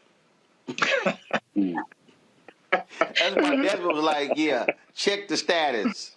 Check the status. Yeah, it's also interesting because Desmond Howard is a Heisman Trophy winner and also Super Bowl MVP. So he certainly came for the wrong person, but you're right. I'm glad he recorded the video and showed this individual so he understood what he was dealing with. But like he said, Desmond said, we saw where he was still sitting on that plane. But unfortunately for black folks, Roland, we have to deal with stuff like this all the time, depending on where we are, whether it's in a workplace, whether it's a plane, whether it's on the train station, airport, wherever we are. We have to deal with these interactions where people think less of us because of our race or ethnicity. So I'm glad the gentleman got humbled. So don't come for a former Super Bowl MVP next time. Don't come for anybody. Randy, this is just what it means. This is just, Randy, what it means when you're black. And Desmond was kind of like, all right, player, I'm about to make you real famous. Right, and I'm not surprised that it happened. I think that all of us have been checked in different areas, just living regular life, that one doesn't feel like we belong a certain place and feels superior enough to tell us to get out or to question why we are there. You see people going to pools and everything and white people feeling as if they have the authority to check us, as if we still have to be walking around with our papers. And so it's always tastes so good. It's so yummy when it turns out the way it did in Desmond's case. It's really, it's my favorite song. I replay stuff like that all the time. I'll tell you this here. One of the greatest stories I have ever heard was from Chicago attorney Peter Bino. So I played golf with Peter when I lived in Chicago, and so now Peter's a short dude. Peter's probably 5'3", 5'4". Okay, Peter, if you're taller than that, my bad. But he's short. So he gets on a plane and in first class, and this white guy looks at him and he goes, "Well, you ain't tall enough to play basketball. You're not big enough to play football. So what do you do to be sitting in first class?" Peter Bino. Straight up. Peter Bino, without missing a beat, he says, "I'm the biggest drug dealer in Chicago." And then opens up his Wall Street Journal, crosses his leg, and doesn't say a word the rest of the flight. And the whole flight, this guy's like, He didn't know what to do. Now, mind you, Peter's a $2,000 an hour attorney. Okay, used to be a minority owner of the Denver Nuggets. So, but he froze homeboy when he said, "I'm the biggest drug dealer in Chicago." He's like, "That's what you get for asking me that dumbass question." Let me go to a break. You're watching Roland Martin Unfiltered on the Black Star Network. A lot of these corporations or people that are running stuff push black people if they're doing a certain thing. What that does is it creates a butterfly effect of any young kid who, you know, wants to leave any situation they're in, and the only people they see are people that are doing this. So I gotta be a gangster, I gotta shoot, I gotta sell, I gotta do this in order to do it. And it just becomes a cycle. But when someone comes around and is making other, we don't, you know, they don't want to push it or put money into it. So that's definitely something I'm trying to fix too, is just show there's other avenues. You don't gotta be a rapper, you don't gotta be a ball player, you can be a country singer, you can be an opera singer, you can be a damn whatever, you know? Showing the different avenues, and that is possible, and it's hard for people to realize it's possible until someone does it.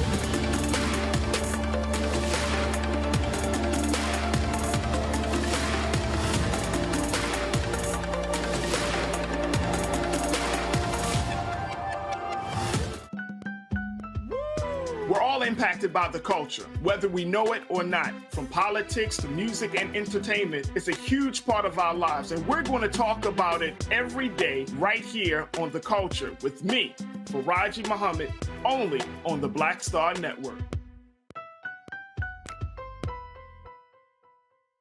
I'm Deborah Owens, America's Wealth Coach, and my new show, Get Wealthy, focuses on the things that your financial advisor and bank isn't telling you, but you absolutely need to know.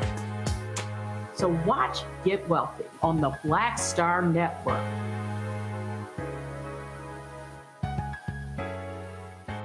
Hi, this is Essence Atkins. Hey, I'm Deion Cole from Blackish. Hey, everybody, this is your man, Fred Hammond, and you're watching Roland Martin, my man, Unfiltered.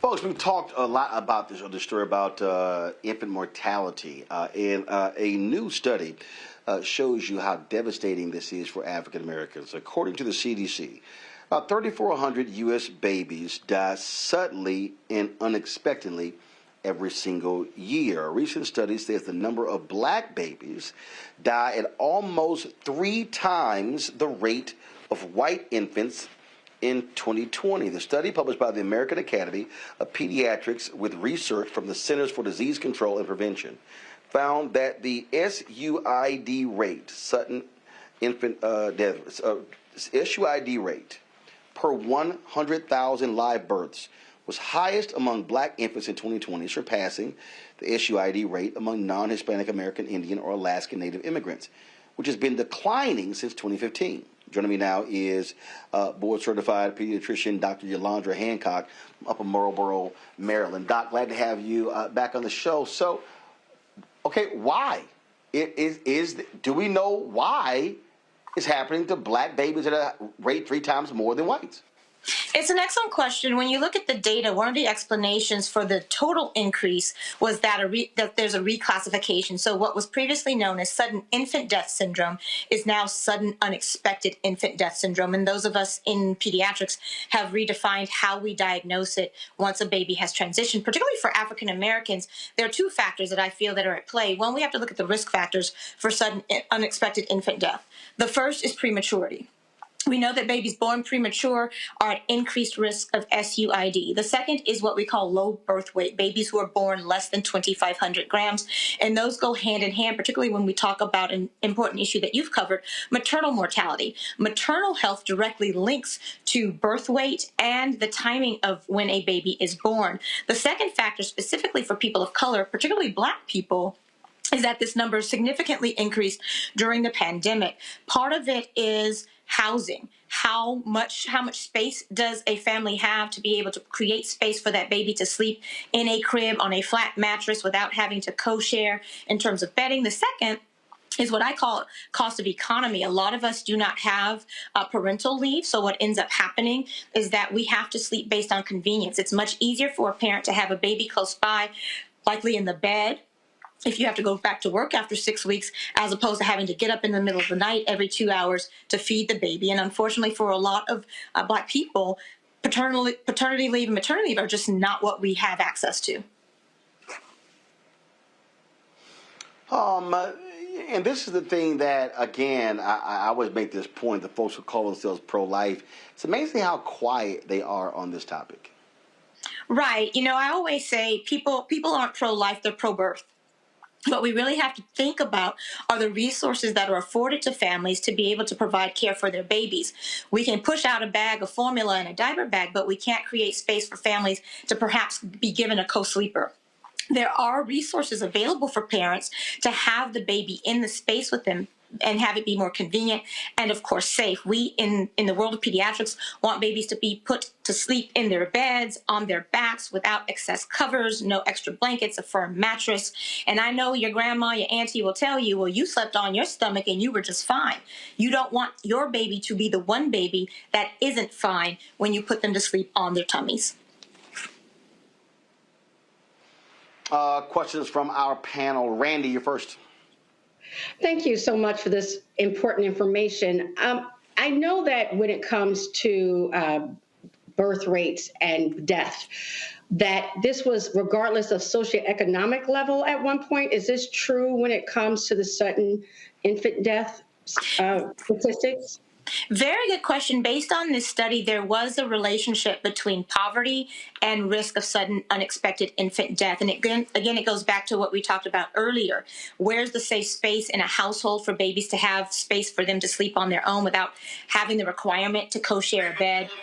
And two, the ability of parents to be able to be at home and not have to stress about having to wake up in the middle of the night and then show up for work the next day. And so when we think through what, from a socioeconomic standpoint, the higher levels of employment, the higher the likelihood that you will have parental leave. And that's something that really needs to be addressed in this country, especially if we're trying to tackle infant mortality rates. This country ranks number 35 among developed nations. Like Slovakia has a higher position. Poland has a higher position in terms of infant mortality compared to the United States.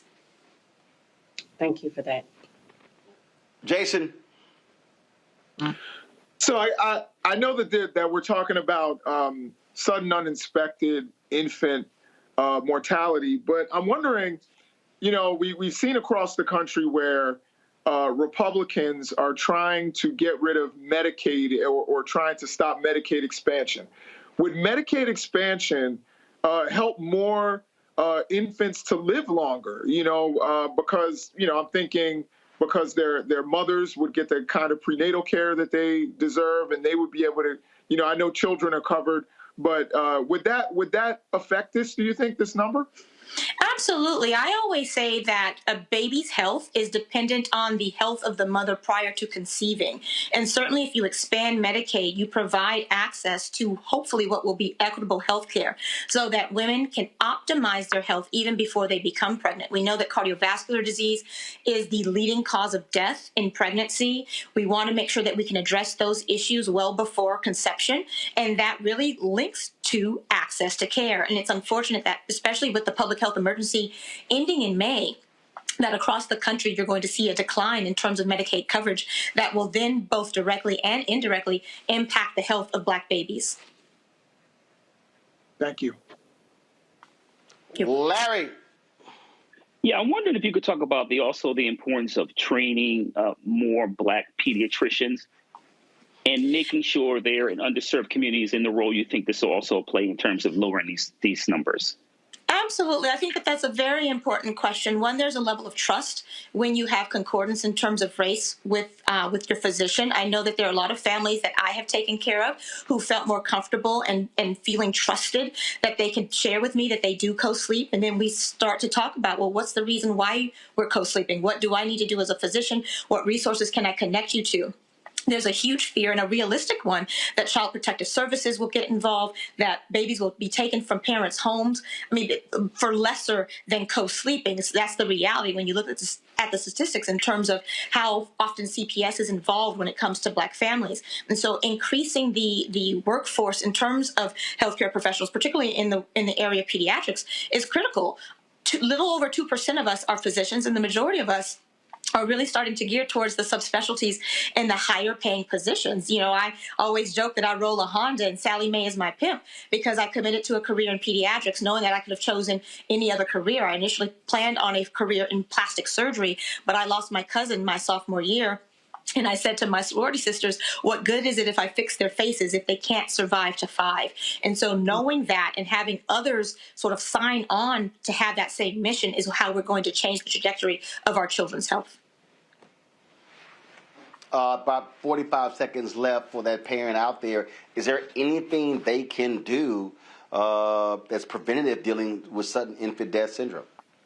The first is to make sure that we focus on putting our children to sleep on their backs. We know that the Back to Sleep campaign has decreased the risk of sudden unexpected infant death by 60%. And have a conversation with your healthcare provider, your pediatrician, your PA, or your NP to talk through. If you have to co-sleep, let's talk through how we can safely create space for you and your baby to be in the same room. All right. Doc, we sure appreciate it. Thanks a lot. Thank you. Folks, Tech Talk is next. Don't forget, if you're watching YouTube, hit that like button, y'all. We should easily be at 1,500 likes. I should not have to say this every show. Seriously. Also, of course, leave your comments on our Black Star Network app. Hit the share, like button. Facebook as well. Don't forget, download the app. Apple phone, Android phone, Apple TV, Android TV, Roku, Amazon Fire TV, Xbox One, Samsung Smart TV. Watch us on Amazon News. If you got Amazon Fire, click News. Go to the Black Star Network and watch our 24-hour streaming channel. Help us with your resources, folks. Please join our Bring the Funk fan club. Check and money orders. Go to P.O. Box 57196, Washington, D.C. 20037-0196. Cash App, $ RM Unfiltered. PayPal or Martin Unfiltered.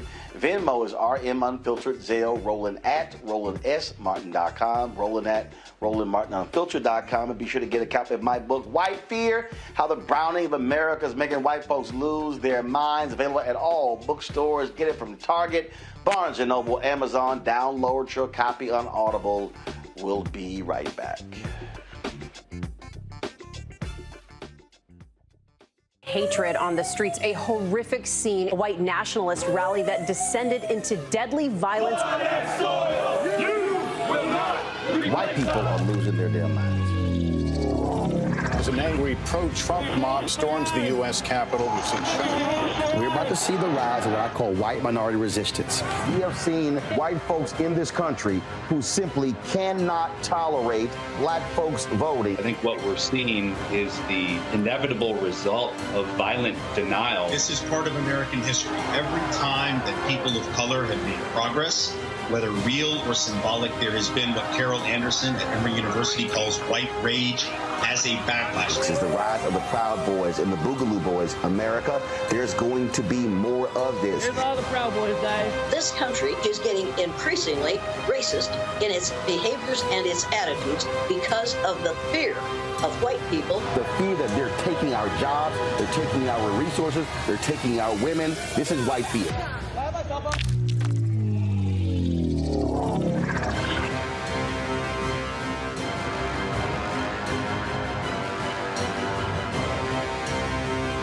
Pull up a chair, take your seat. The Black Tape with me, Dr. Greg Carr, here on the Black Star Network. Every week, we'll take a deeper dive into the world we're living in. Join the conversation only on the Black Star Network. This is Judge Mathis. What's going on, everybody? It's your boy, Mac Wild. Hey, what's up, y'all? It's your boy, Jacob Lattimore, and you're now watching Roland Martin right now.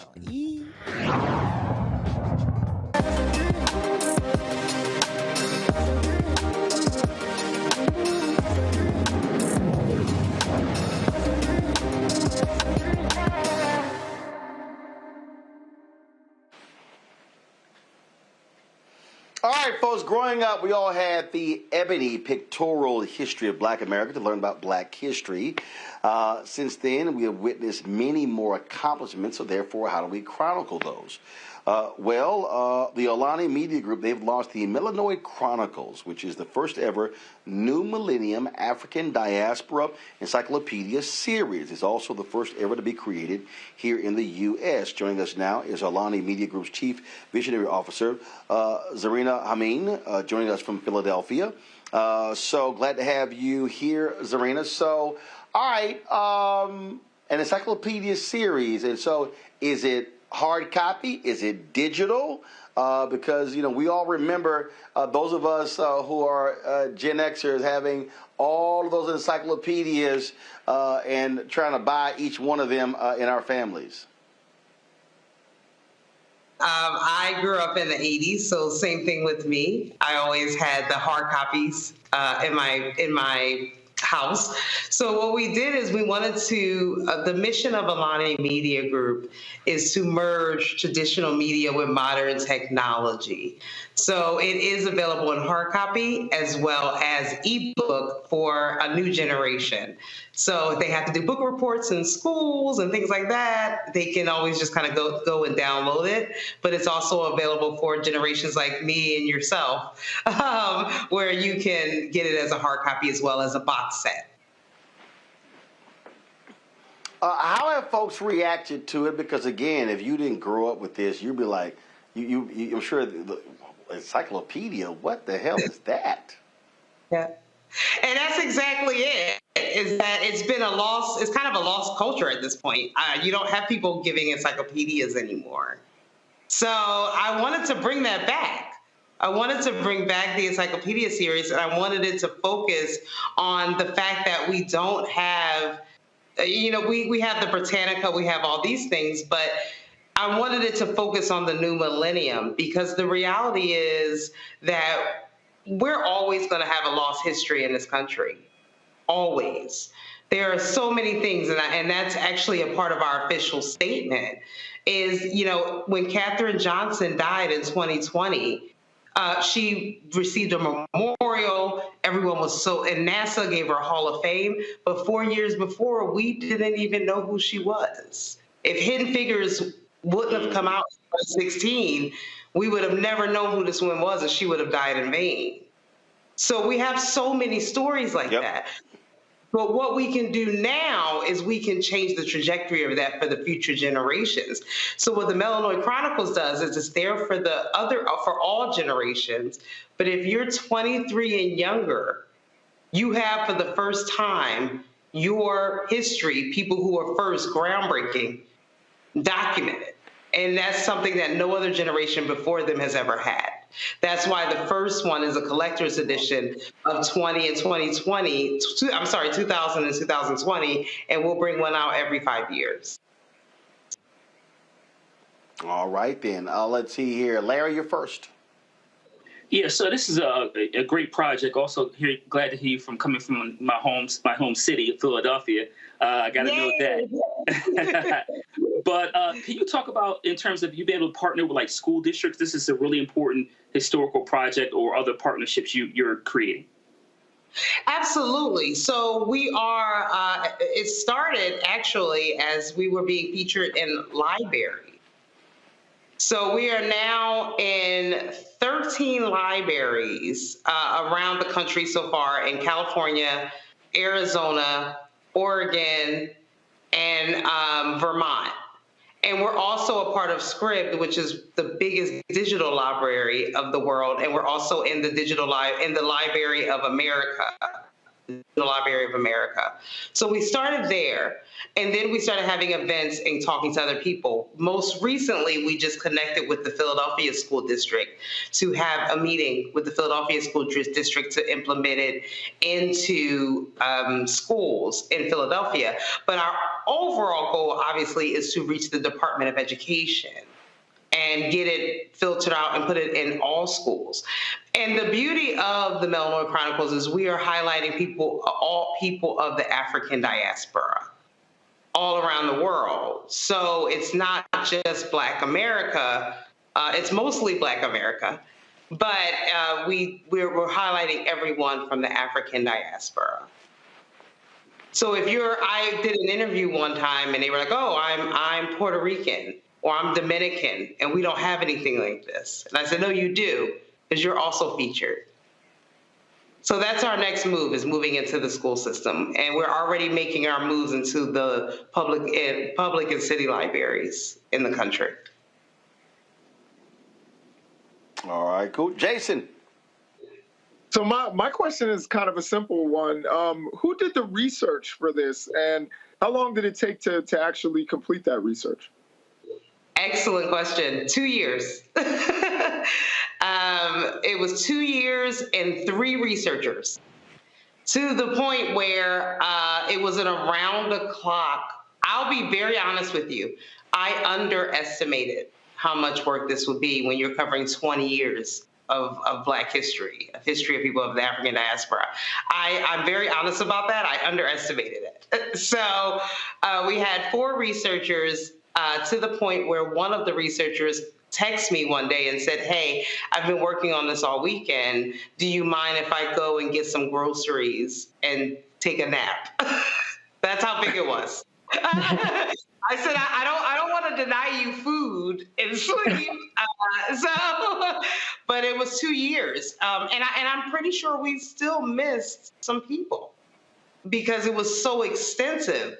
And also be very honest with you, we're already started the research for the next release of the next encyclopedia series. And it's almost equivalent to 20 years. I don't know if it was the pandemic or what, but the Olympics, but we are doing, people of the African diaspora in the last 3 years are doing phenomenal things. So we're already gearing up for that. But the original one definitely took 2 years and 4 researchers. Thank you.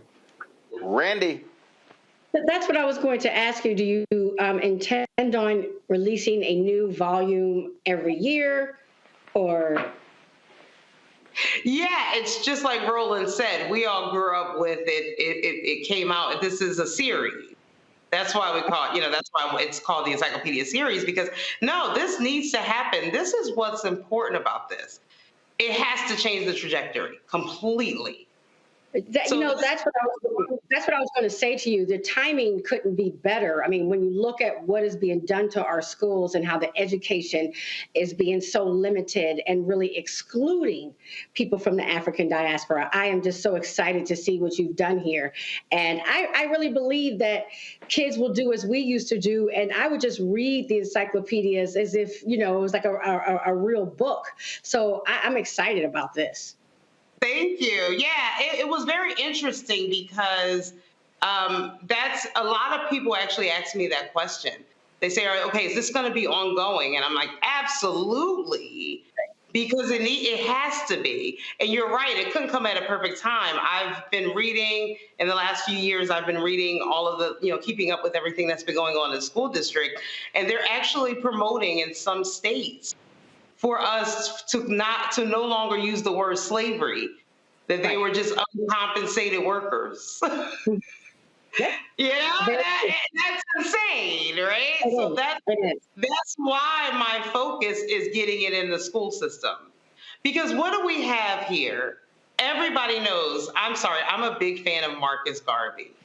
And Marcus Garvey said it best, if people who don't know their culture, and we see that play out every day in our society, are lost, completely lost. If you're only told that you were slaves and that you were oppressed, no, there was so much more. But again, we're going to be spending the rest of our lives finding out all the stuff from the past. But these kids now, they can have something and say, okay, since I was born, I have a niece who's 16 years old. She was my inspiration for it. She loves science and technology. I want her to see the first people that look like her who are inside. That's why we did something different with the Melanoma Chronicles. We all know our encyclopedia series are alphabetical.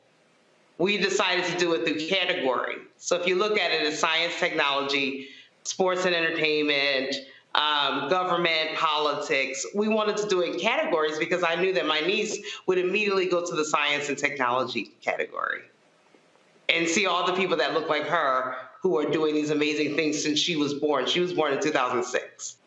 Fantastic. So I'm really excited about it, and I want to push it through as much as possible. But you're right.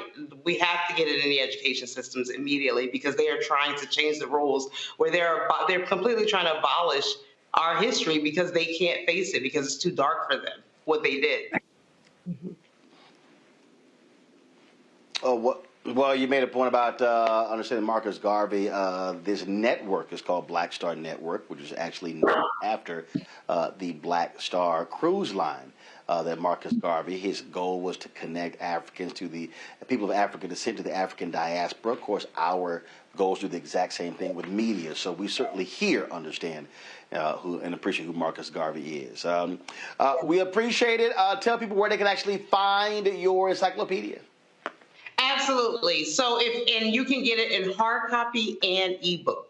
So the website, you can go to our Facebook, our Instagram. It all has our website, our YouTube. And then at the bottom, you can go to amgroupllc.biz/Melanoid Chronicles.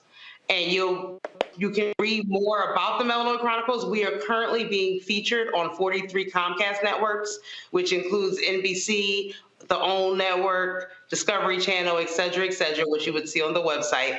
And you can read more about us, and you can purchase either a hard copy or an ebook. And the ebook is available through Barnes & Nobles. It's also available through Scribd, the digital library I talked about, Amazon, Audible, so you'll see the whole list of where we're available. And then if you just want a hard copy, go for the hard copy. All right, Zarina, we surely appreciate it. Thanks a lot. Thank you. Thank you, everyone. Have a good one. Larry, thank you very much. Larry, Randy, and Jason, I certainly appreciate you joining us on today's panel. Thanks a bunch. Folks, I am here in New York. I did the Breakfast Club today. It will air tomorrow. Also be doing Ebro in the mornings. Also sitting down with Vlad TV. Also be taking some meetings with the ad agencies. Met with Group M today. Thanks a lot, Errol. Take care. Publicist tomorrow. Waiting for the folks with OMD to schedule us as well. So we're out here fighting a good fight, trying to get these ad dollars. And so that's the work that we're doing. I will see you guys tomorrow right here. Roland Martin Unfiltered on the Black Star Network. Holla!